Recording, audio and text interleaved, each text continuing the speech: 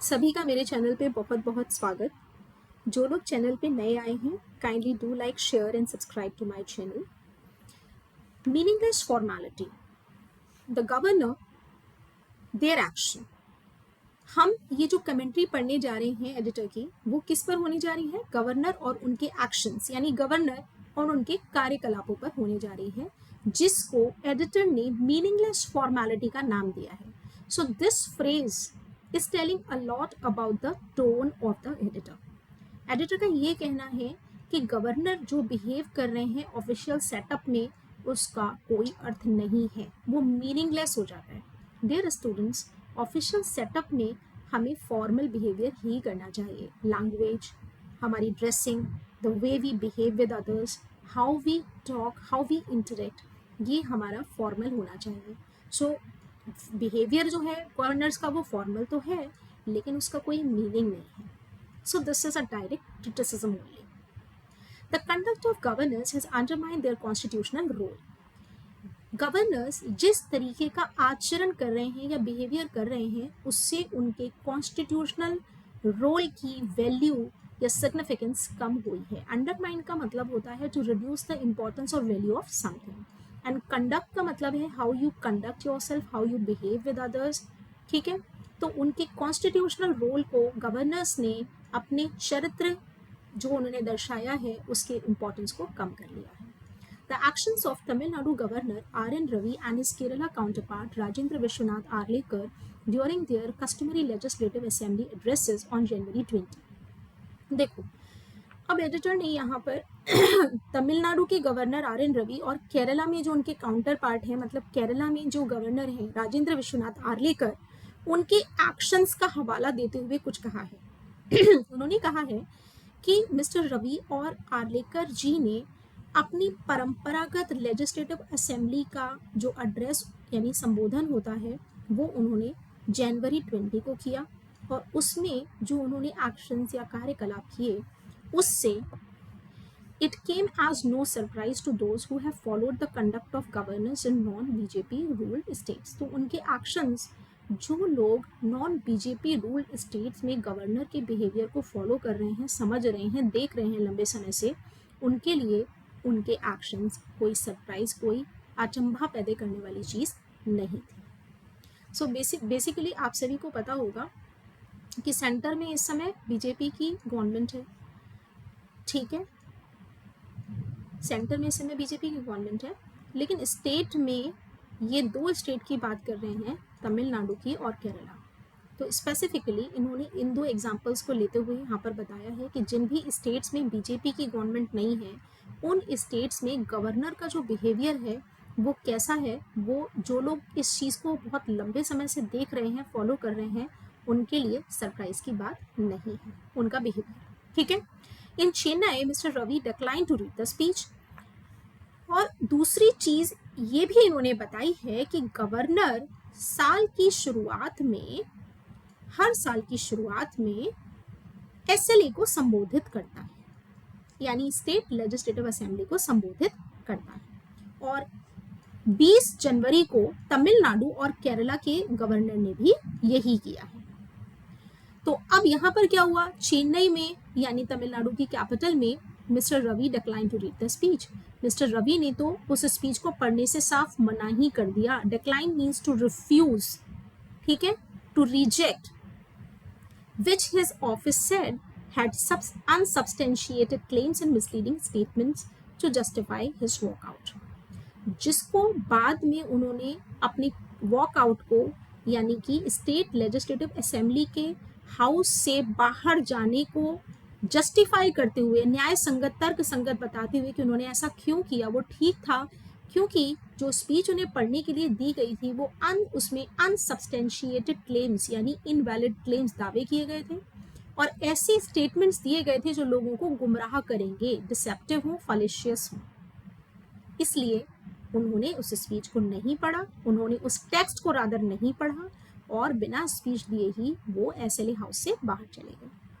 In the past 3 years, पिछले 3 सालों में, the governor has either digressed from the prepared speech or refused to read it out before walking out. तो पिछले 3 सालों में क्या हुआ है, या तो ये जो गवर्नर हैं इन्हीं की बात हो रही है अभी, या तो उन्होंने जो उनको स्पीच तैयार करके दी गई थी उसे डाइग्रेस कर गए, उससे डिविएट कर गए, ड्रिफ्ट कर गए, या उन्होंने बाहर निकलने से पहले साफ साफ मना कर दिया कि मैं नहीं पढ़ूंगा.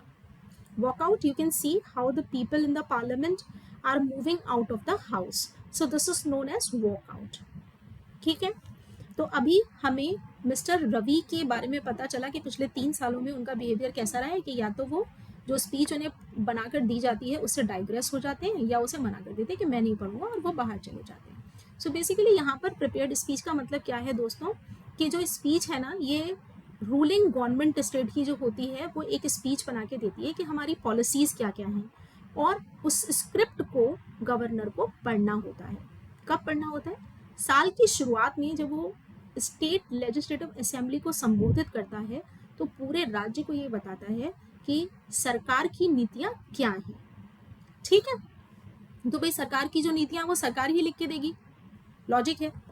In Thiruvananthapuram, Kerala Chief Minister Pinarayi Vijayan corrected the policy address made by the governor. Thiruvananthapuram में भी ऐसा ही हुआ. क्या हुआ थिरुवनंतपुरम में?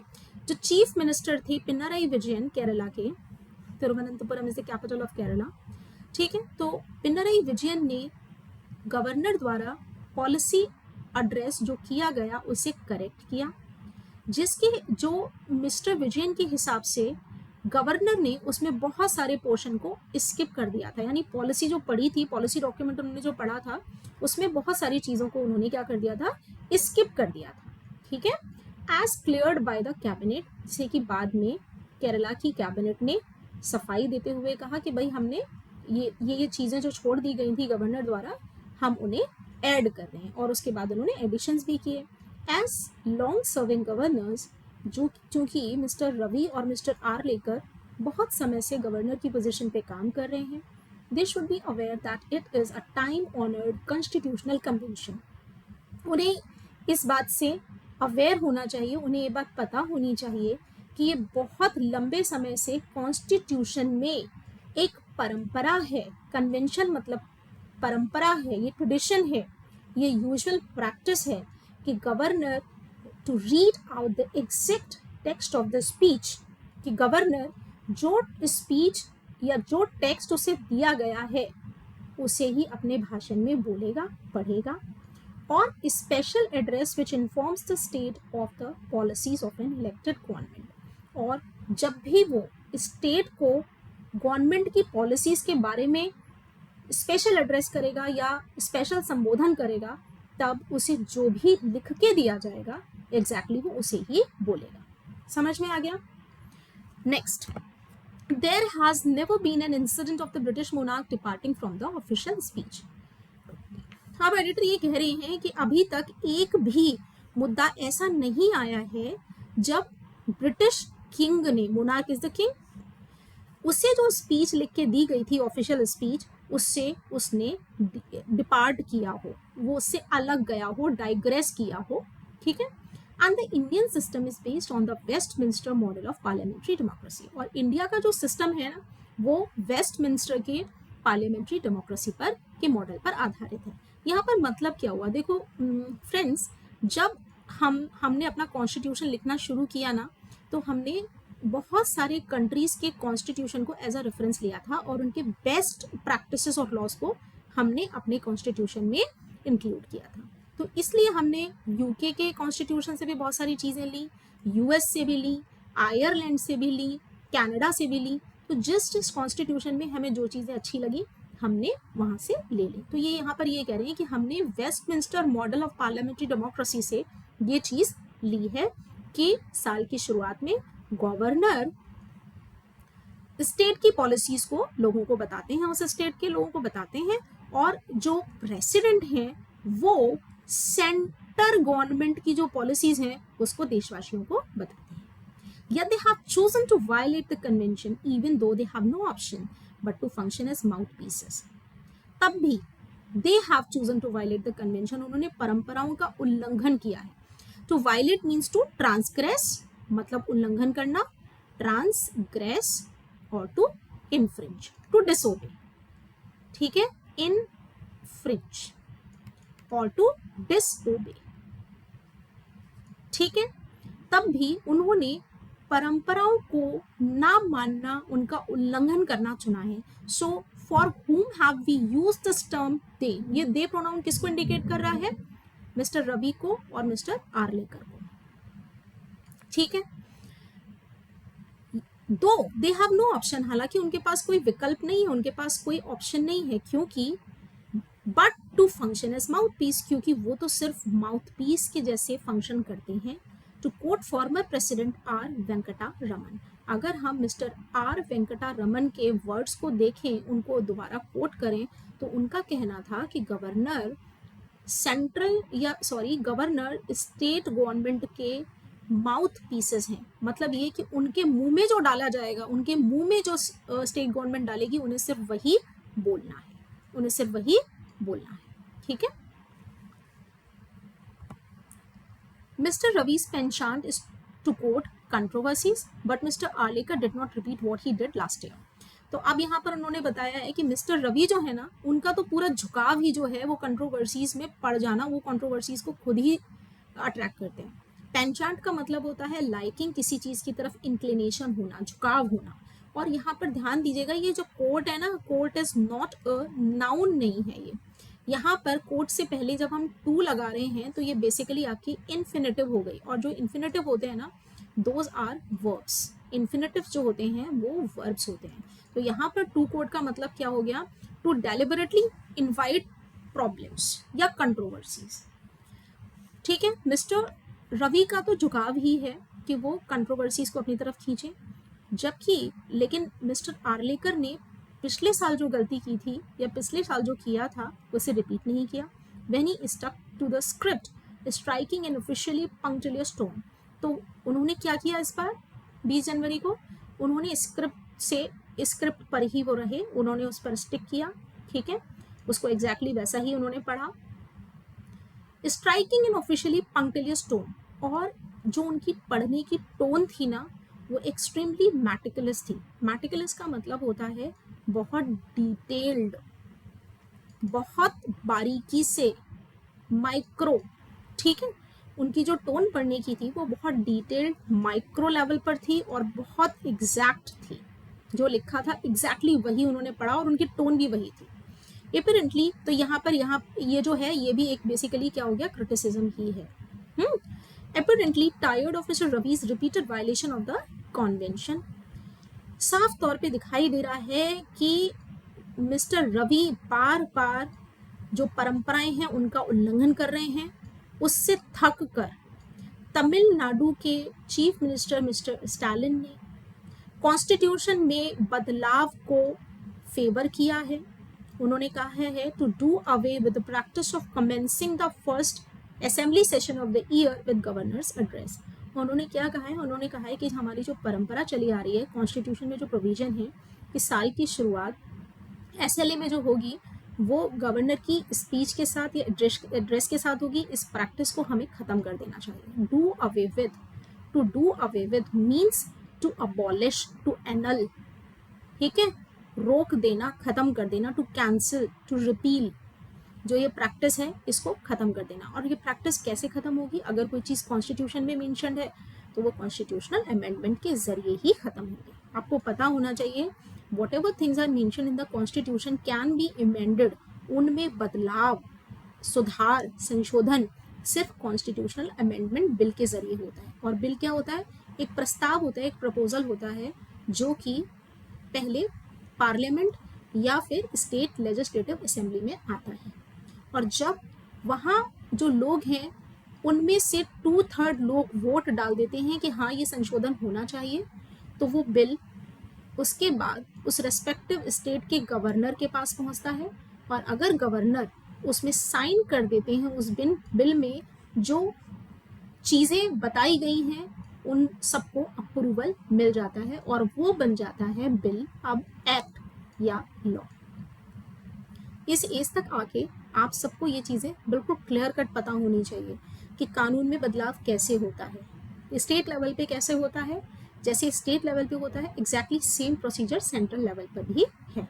तो एम के स्टैलिन ने यही प्रपोज किया है कि भाई कॉन्स्टिट्यूशनल अमेंडमेंट बिल लेकर आओ और जो ये सालों से प्रथा चली आ रही है इसको अब खत्म कर दो। Article 87 and 176 of Constitution require the President and Governors to make special addresses to Parliament and State Legislature in the new year। अब इन्होंने बता दिया कि आर्टिकल जो 87 है वो उसका जो प्रोविजन है वो कहता है कि प्रेसिडेंट हर साल की शुरुआत में पार्लियामेंट को एड्रेस करेंगे, ठीक है। और आर्टिकल 176 इंडियन कॉन्स्टिट्यूशन का ये कहता है कि हर साल की शुरुआत में गवर्नर SLA को संबोधित करेंगे, स्पीचेस देंगे। प्रेसिडेंट को ये स्पीच कौन देता है? प्रेसिडेंट को जो ये स्पीच देते हैं वो पार्लियामेंट के मेंबर्स देते हैं, यानी कैबिनेट देती है। इन शॉर्ट पार्लियामेंट का भी एक छोटा सा पार्ट है कैबिनेट, ठीक है। और गवर्नर को ये कौन देता है? ये स्टेट लेजिस्लेटिव असेंबली में जो कैबिनेट है वो देती है, उनको वही पढ़ना होता है और हर साल की शुरुआत में उन्हें संबोधन करना होता है। तो ये बोल रहे हैं अबाउट 35 years ago, लगभग 35 साल पहले, president Venkataraman had repeatedly recommended to prime minister Rajiv Gandhi and Chandrashekhar that the practice be deleted. लगभग 35 साल पहले उस समय जो प्रेसिडेंट थे मिस्टर वेंकटरमन, उन्होंने लगातार प्राइम मिनिस्टर उस समय जो रहे थे राजीव गांधी और चंद्रशेखर, उनको रिकमेंडेशन भेजी, अपने सुझाव भेजे कि इस प्रैक्टिस को डिलीट कर देना चाहिए, खत्म कर देना चाहिए through constitutional amendment bill, constitutional amendment के जरिए। क्योंकि उनका ये कहना था ये जो प्रैक्टिसेस हैं वो क्या है? ब्रिटिश एनाक्रोनिज्म को दर्शाती है। ब्रिटिश एनाक्रोनिज्म का मतलब हो गया ये जो प्रैक्टिस है ये ब्रिटिशर्स ने बनाई, so those might be relevant at the time when they were ruling the country. लेकिन इस समय की मांग और परिस्थितियों के हिसाब से ये अनुकूल नहीं है, ये अप्रोप्रिएट नहीं है, ये सूटेबल नहीं है, इसलिए इनको खत्म कर देना चाहिए। और उन्होंने ही ये कहा था कि these practices are meaningless formalities. ये जो प्रैक्टिसेस हैं ये बेसिकली मीनिंगलेस फॉर्मेलिटी है, इनका कोई अर्थ नहीं है। This suggestion should be viewed in line with the thinking of the regime at center, which seems to have taken upon itself the task of repealing outdated colonial laws।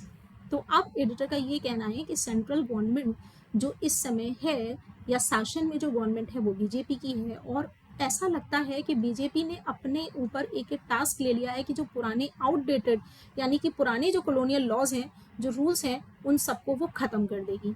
तो mister are Venkataraman का जो suggestion या recommendation था उसको भी इसी line में देखा जाना चाहिए कि पुरानी चीजें इसको खत्म कर दीजिए, नए समय के हिसाब से जो सूटेबल है उसको लाइए। The language of the two articles was borrowed from the rules of the house of the Commons. और जो इनकी लैंग्वेज थी इन दोनों आर्टिकल्स यानी 87 और 176 की जो लैंग्वेज थी ये हमने कहाँ से ली थी?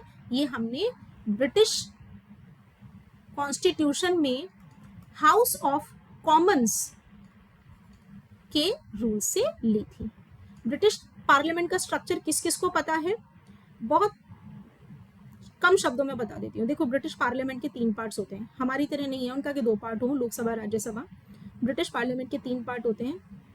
पहला होता है हाउस ऑफ कॉमन्स, दूसरा होता है हाउस ऑफ लॉर्ड्स, तीसरा होता है मोनार्क। मतलब वहाँ पर पार्लियामेंट्री डेमोक्रेसी के साथ साथ मोनार्क हेरिडिटरी किंग का भी प्रोविजन है, उन्होंने उसको खत्म नहीं किया है। दोनों ही मतलब पार्लियामेंट भी चल रही है और साथ में मोनार्क भी चल रहा है। क्लियर हो गया? तो मोनार्क को क्या करना होता है? मोनार्क अभी पहले आपने पढ़ा था कि पार्लियामेंट उनको, या हाउस ऑफ कॉमन्स, पार्लियामेंट भी नहीं कहें, हाउस ऑफ कॉमन्स उनको टेक्स्ट लिख कर देती है, स्क्रिप्ट लिख के देती है और मोनार्क उसको पढ़ता है। तो ये चीज हमने वहां से ली। अब ये कह रहे हैं कि जिस तरीके से सेंट्रल गवर्नमेंट कॉलोनियल लॉस को जो पुराने हो चुके हैं, आउटडेटेड हो चुके हैं, ऑब्सोलीट हो चुके हैं, उनको रिपील करने का, रद्द करने का, नलिफाई करने का काम कर रही है ना, उसी लाइन पर ही हमें मिस्टर आर वेंकटरमन के सुझाव को ही देखना चाहिए। The language of the 2 article हमने हाउस ऑफ कॉमन से लिया है। Nothing would be lost if the articles are scrapped. कुछ भी खत्म नहीं होगा, किसी भी चीज का लॉस नहीं होगा अगर इन दोनों आर्टिकल्स को हम स्क्रैप कर दें, नलिफाई कर दें, एनल कर दें, रिमूव कर दें। क्यों?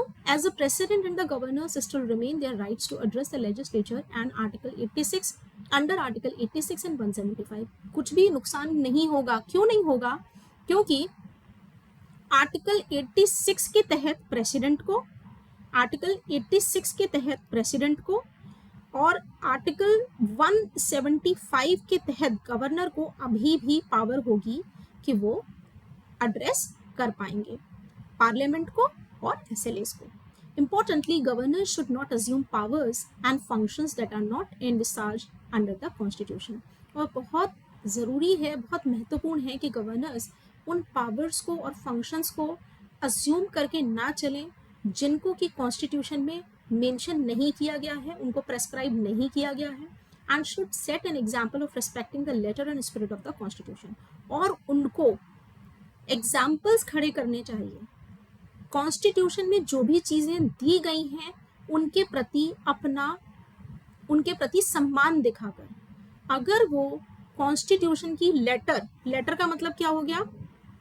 दैट इज रिटन, ठीक है, जो भी कॉन्स्टिट्यूशन में रिटन है, और सोल या स्पिरिट का मतलब क्या हो गया? जो भी इंटेंडेड है, उन चीज़ों का रेस्पेक्ट करके उन्हें एग्जाम्पल सेट करने चाहिए। So now let's discuss the question answer. देखो स्टूडेंट्स, रीडिंग कॉम्प्रिहेंशन में बड़ा ट्रिक है। क्या ट्रिक है? पहले आपको पढ़ने के लिए एक पैसेज दे दिया, ठीक है, उसके बाद वो क्वेश्चन देकर क्या जज करते हैं? वो ये जज करते हैं कि आपको पैसेज कितना समझ में आया। यही रीज़न है इसे आरसी कहा जाता है। तो फोकस किस पे करिए? समझने पे, तभी आंसर कर पाएंगे। क्लियर है? The author criticises the action of certain governors.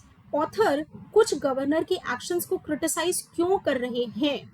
क्यों कर रहे हैं? देखो, पहला इन्होंने बोला oppose the policies of elected state governments, क्योंकि जो गवर्नर हैं वो स्टेट गवर्नमेंट की पॉलिसीज को क्रिटिसाइज करते हैं। देखो, क्रिटिसिज्म कहीं भी नहीं बोला है, उन्होंने ये बोला है कि वो ऐसा मान के चल रहे हैं। मिस्टर रवि ने बोला था कि उन्होंने वॉकआउट किया, उसको जस्टिफाई करते हुए उन्होंने कहा क्योंकि उन्हें लग रहा है कि गवर्नमेंट ने जितने भी क्लेम किए हैं पॉलिसीज़ को लेके वो अनसब्सटेंशिएटेड हैं, वो इनवैलिड हैं, वो अनवेरीफाइड हैं, अनसपोर्टेड हैं। जो तथ्य सामने हैं उनको वो सपोर्ट नहीं करते पॉलिसी क्लेम्स, ठीक है।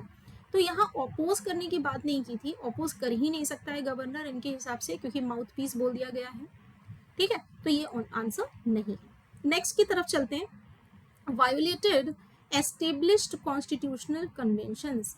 ऑथर ने गवर्नर के एक्शंस को, कुछ गवर्नर के एक्शंस को क्रिटिसाइज इसलिए किया है क्योंकि कॉन्स्टिट्यूशन में जो परंपरा चली आ रही है उन्होंने उसका उल्लंघन किया है, यही चीज़ है, वायलेट किया है। So what are the other words for violate? Violate का दूसरे वर्ड्स क्या हैं या सिनोनिम्स क्या हैं? लिख लीजिए। ट्रांसग्रेस करना, इनफ्रिंज करना, ठीक है, डिसओबे करना, DISOBEY, डिसओबे करना। तो आंसर यही होगा। इसका मतलब है कि हमारे कॉन्स्टिट्यूशन में जो परंपरा है, जो कॉन्स्टिट्यूशन में चीज़ें लिखी गई हैं उनको वो वायलेट कर रहे हैं, और यही रीज़न है कि ऑथर कुछ गवर्नर्स के एक्शंस को क्रिटिसाइज कर रहे हैं। शुरुआत में मैंने आपको बताया था कि आप सिर्फ इसी फ्रेज से समझ जाइए, मीनिंगलेस इनफॉर्मेलिटी ऑन गवर्नर्स एक्शंस, इसी से ही समझ में आ रहा है कि वो क्रिटिसाइज कर रहे हैं। The phrase time honored constitutional convention in the passage refers to the practice of, जो ये फ्रेज यूज करी है टाइम ऑनर्ड कॉन्स्टिट्यूशनल कन्वेंशन है, वो किस प्रैक्टिस को दर्शाती है? The practice of governors vetoing cabinet decision, कि गवर्नर किस तरीके से कैबिनेट के डिसीजन को वीटो कर लेते हैं, मतलब उसको अपनी मंजूरी नहीं देते हैं, अपने पास रख के बिल को बैठ जाते हैं। वीटोइंग का मतलब क्या होता है?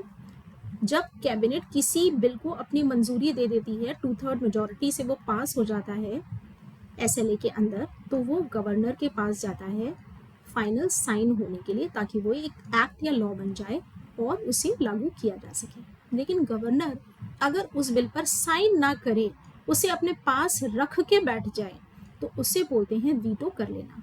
तो यहाँ ऐसी कोई बात ही नहीं हुई है कि बिल प्रेजेंट हुआ, उसको गवर्नर ने वीटो कर लिया, तो ये आंसर नहीं है। B, governors modifying policy addresses. Governor किस तरीके से पॉलिसी एड्रेसेस को मॉडिफाई कर देते हैं? बेसिकली ये चीज़ नहीं कही गई है। मिस्टर रवि ने जो कहा उसके बाद आपने आर्लेकर जी को भी देखा होगा। आर्लेकर जी ने तो एग्जैक्ट सेम वर्ड्स में और एक पंक्टिलियस टोन में उस स्क्रिप्ट को पढ़ा था। तो मॉडिफिकेशन किसी ने किए हैं ये बात नहीं आती है। Third, governors reading the exact text approved by the cabinet. तो यहाँ पर जो ये टर्म है ना, ये प्रैक्टिस जो है कि टाइम ऑनर्ड कॉन्स्टिट्यूशनल कन्वेंशन है कि गवर्नर कैबिनेट द्वारा दी गए स्क्रिप्ट को एग्जैक्ट वर्ड्स में पढ़ते हैं। ये क्या है? ये एक टाइम ऑनर्ड कॉन्स्टिट्यूशनल कन्वेंशन है। ठीक है, बहुत लंबे समय से कॉन्स्टिट्यूशन यानी संवैधानिक परंपरा है। क्लियर हो गया? Now let's move. According to the passage, why are governors described as mouthpiece of state government? Governor को स्टेट गवर्नमेंट के माउथ पीसेस क्यों कहा गया है? मैंने आपको बताया था माउथ पीस में जो स्टेट कैबिनेट डाल देती है वही गवर्नर बोल सकता है। यही रीजन है कि वो माउथ पीस कहलाते हैं स्टेट गवर्नमेंट्स के। ठीक है, तो देखिए, they are appointed by centre. No, this is not talked about कि इनका अपॉइंटमेंट कैसे होता है। देखिए, गवर्नर का अपॉइंटमेंट स्टेट लेजिस्लेटिव हाउस मिलके करता है और प्रेसिडेंट अपॉइंटमेंट करता है इनका, फाइनल ओथ कंडक्ट कराता है। इलेक्शन जो होता है वो एसएलए के हाउसेस, दोनों हाउसेस मिलके करते हैं। तो अपॉइंटमेंट के बारे में बात नहीं की गई है कि कैसे होता है। B, they communicate state policies without alteration. वो स्टेट की पॉलिसीज को बिना किसी बदलाव के एडिशन, सब्ट्रैक्शन और मॉडिफिकेशन के बताते हैं। कम्युनिकेट करते हैं, लोगों को बताते हैं कि भाई आपकी जो गवर्नमेंट है उसकी ये पॉलिसीज हैं, बिना ऑल्टरेशन के बताना। यही चीज़ हो गई mouth piece of the state government. Yes और नो? और दूसरे नज़रिए से आप देखेंगे तो ये वैलिड भी है, बिकॉज पॉलिसीज जब गवर्नमेंट बना रही है तो वही बताएगी कि क्या बोलना है। राइट है? तो this is the answer. Question number 4, the reference to the British monarch and Westminster model is used to. मतलब पर्पस क्या है कि उन्होंने क्यों बताया है कि ब्रिटिश मोनार्क जो है वो बिना किसी चेंजेस के, अभी तक कोई भी ऐसा एपिसोड नहीं हुआ है जो ब्रिटिश मोनार्क ने उनको हाउस ऑफ कॉमन्स ने जो स्क्रिप्ट लिख के दी हो उसमें चेंज किया हो है, और वेस्टमिंस्टर का जो मॉडल है हमने उसे इंडियन कॉन्स्टिट्यूशन में अडॉप्ट किया है। ये रेफरेंस क्यों दी है? To justify the governor's discretionary authority. Governor की डिस्क्रिशनरी अथॉरिटी को जस्टिफाई करने के लिए डियर स्टूडेंट्स, कंसेप्ट क्लियर करना बहुत ज़रूरी है। डिस्क्रिशनरी का मतलब होता है विवेक पर आधारित निर्णय लेना। जो चीज़ें कॉन्स्टिट्यूशन में मेंशन्ड है उनके ऑपोजिट है ये टर्म। कॉन्स्टिट्यूशन में जो चीज़ मेंशन्ड है वो कहलाएंगी कॉन्स्टिट्यूशनल अथॉरिटी और कॉन्स्टिट्यूशनल पावर। लेकिन समय और परिस्थिति के हिसाब से जब कॉन्स्टिट्यूशनल अथॉरिटीज़ अपने विवेक पर आधारित निर्णय लेती हैं या काम करती हैं तो उसे हम डिस्क्रिशनरी पावर्स या एक्शंस कहते हैं। तो क्या कहीं पर भी ये मेंशन्ड है कि गवर्नर किस तरीके से अपनी डिस्क्रिशनरी अथॉरिटी को एक्सरसाइज करते हैं और एडिटर ने उन्हें जस्टिफाई किया हो, उन्हें तर्क संगत बताया हो? ऐसा कहीं नहीं है। ठीक है, बल्कि एडिटर हर जगह उन्हें क्रिटिसाइज कर रहे हैं। Number 2, highlight India's departure from British tradition.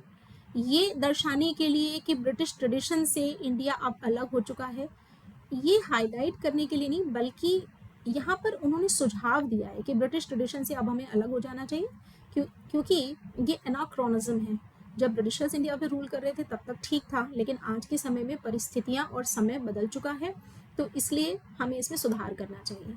ठीक है, तो इसका अर्थ ये नहीं होगा, क्योंकि डिपार्चर वो सजेस्ट नहीं कर रहे हैं, वो गवर्नर्स को कह रहे हैं कि कॉन्स्टिट्यूशनल कन्वेंशन है, आपको लेटर और स्पिरिट में मानकर लोगों को लिए एग्जाम्पल सेट करने चाहिए, दूसरे गवर्नर्स को के लिए एग्जाम्पल सेट करने चाहिए। सी, emphasises adherence to constitutional convention. यहाँ उन्होंने यही दर्शाने के लिए इन टर्म्स को यूज़ किया है कि आप कॉन्स्टिट्यूशनल कन्वेंशंस को अडियर कीजिए, उनको मानिए, कंप्लाई करिए, ओबे कीजिए। यही हमने अभी 1 मिनट पहले भी डिस्कस किया था। ठीक है, What was President R. Venkata Raman's view regarding Article 87 and 176? Mr. R. Venkata Raman जो हमारे प्रेसिडेंट थे, उनके 87 और 176 आर्टिकल्स को लेके क्या व्यूज थे, ओपिनियन क्या थी ओपिनियन? तो क्या कह रहे थे कि ये आज के समय में जस्टिफाइड नहीं है, ब्रिटिश कॉलोनियल जो रूल था उस समय लगे हुए थे, लेकिन आज समय और परिस्थिति बदल चुकी है। ठीक है, तो सिलेक्शन से जा सकते हैं। क्लियर कट आंसर मिल रहा है क्या? They represent a colonial anachronism. बिल्कुल, ये हमें करेक्ट बिल्कुल डायरेक्ट आंसर मिल रहा है, तो हम इससे जाएंगे। बाकी फिर भी ध्यान दीजिए, हमें हमेशा रिजेक्शन की तरफ भी ध्यान देना चाहिए अपार्ट फ्रॉम सिलेक्शन। बाकी ऑप्शन भी देख लेते हैं। ए है they strengthen paramilitary parliamentary democracy. Parliamentary democracy को स्ट्रेंथन करेंगे। बेसिकली पार्लियामेंट्री डेमोक्रेसी की कहीं कोई बात ही नहीं हुई है, राइट। अगर हम आर्टिकल इन दोनों को के बारे में आर वेंकटरामन का ये कहना था कि ये दोनों आर्टिकल पार्लियामेंट्री डेमोक्रेसी को और मजबूत बनाते हैं, बल्कि उन्होंने ये कहा था कि इन दोनों को खत्म कर देना चाहिए। ठीक है, तो ये आंसर नहीं है। They must be interpreted flexibly. उनका जो इंटरप्रिटेशन है वो फ्लेक्सिबली करना चाहिए, मतलब कि दोनों एंड्स पर यानी एक्सट्रीमिटीज पे कर लेना चाहिए। इसका मतलब ये भी हो सकता है, इसका मतलब ये भी हो सकता है। बहुत स्ट्रिक्ट इंटरप्रिटेशन मत कीजिए, तो ये भी उन्होंने नहीं कहा है। They give excessive powers to governors. ये जो आर्टिकल हैं 87 और 176 वो गवर्नर्स को एक्सेसिव पावर्स दे देते हैं, ये भी नहीं है, क्योंकि उन्हीं का ये कहना है कि वो तो गवर्नर्स जो हैं वो स्टेट गवर्नमेंट के हाथ में उनके माउथपीस जैसे हैं। ठीक है, the author suggest that scrapping article 87 and 176 would not weaken democracy. Author ने ये क्यों कहा है कि आर्टिकल 87 और 176 को अगर आप स्क्रैप भी कर देते हैं तब भी डेमोक्रेसी कमज़ोर नहीं पड़ेगी। क्यों? क्योंकि governors would still be elected by legislatures. Governors को अभी भी लेजिस्लेचर द्वारा ही इलेक्ट किया जाएगा। बात बिल्कुल सही है, क्योंकि ये प्रोसेस तो चलता रहेगा। ठीक है, दूसरा ऑप्शन देखिए, ऑल्टरनेटिव कॉन्स्टिट्यूशनल प्रोविजंस एग्जिस्ट। क्योंकि अभी भी ऑल्टरनेटिव यानी दूसरे उनके विकल्प कॉन्स्टिट्यूशन में मौजूद हैं। यही चीज़ बताई है उन्होंने। क्या बोला है, 87 176 को अगर आप रिपील कर भी देते हैं तो भी आर्टिकल 86 और 175 बचते हैं, जो कि प्रेसिडेंट को और गवर्नर को ये पावर देते हैं कि वो अपनी रेस्पेक्टिव एरिया में एड्रेसेस कर सकते हैं। प्रेसिडेंट पार्लियामेंट में कर सकता है और गवर्नर SLA में संबोधन कर सकता है। ठीक है, so this is the answer. Alternative constitutional provisions exist. Which of the following best captures the tone of the passage? Dear student, ये क्वेश्चन आपका श्योर शॉर्ट होता है, क्योंकि 90% RCs में क्वेश्चन आता ही आता है। और मैंने कल के लेक्चर में आपको स्पेसिफिकली ये बोला था कि जब भी किसी ऑप्शन में 2 वर्ड्स हों और एक अगर गलत है तो वो पूरा का पूरा ऑप्शन ही गलत हो जाता है। तो इसमें बहुत ध्यान रखने की ज़रूरत है, और हर एक वर्ड का मीनिंग अगर आप समझ लेते हैं तो 1 नंबर आपका पूरी तरह से पक्का है, क्योंकि ये सेट वर्ड्स हैं जो टोन में आते हैं। टोन यही हो सकती है, या तो न्यूट्रल होगी या डिस्क्रिप्टिव होगी या इनमें से कुछ होगा। आइए देखिए समझते हैं।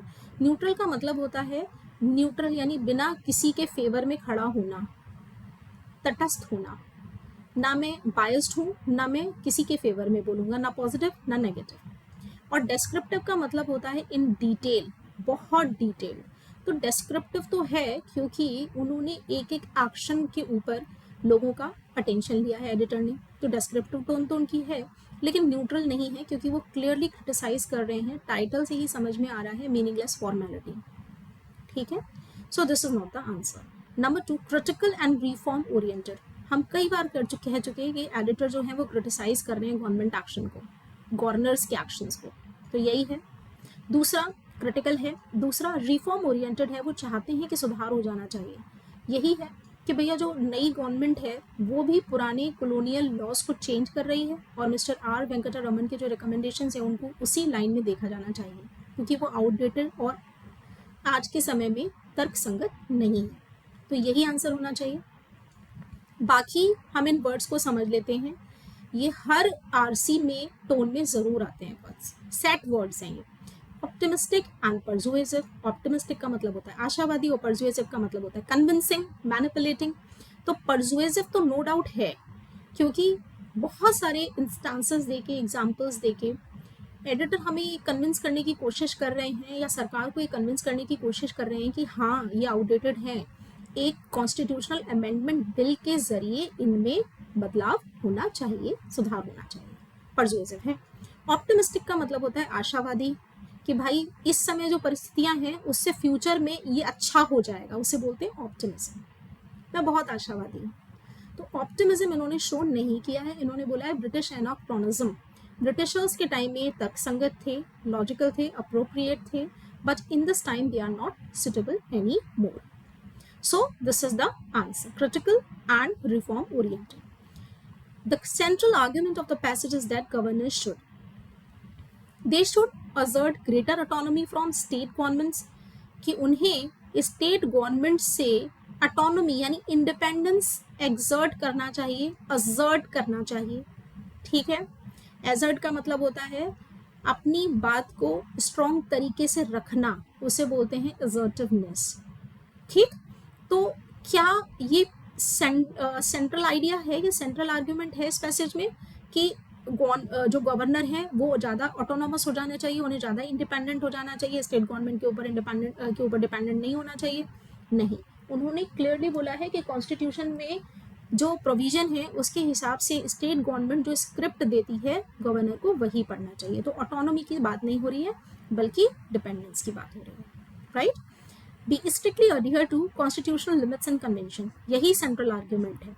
उनका यही कहना है कि ठीक है, मान लिया आउटडेटेड हो गया है या जो भी है, लेकिन फिर भी मिस्टर रवि और आर्लेकर को दूसरे स्टेट के गवर्नर्स के लिए ये उदाहरण सेट कर देने चाहिए कि किस तरीके से कॉन्स्टिट्यूशन को लेटर और स्पिरिट में फॉलो करना है या रेस्पेक्ट करना है. लेटर का मतलब मैंने आपको बताया था, जो रिटन वर्ड्स हैं उनको भी फॉलो करना है, और उन वर्ड्स की क्या इंटेंशन है, क्या मीनिंग है, उसमें भी फॉलो करना है.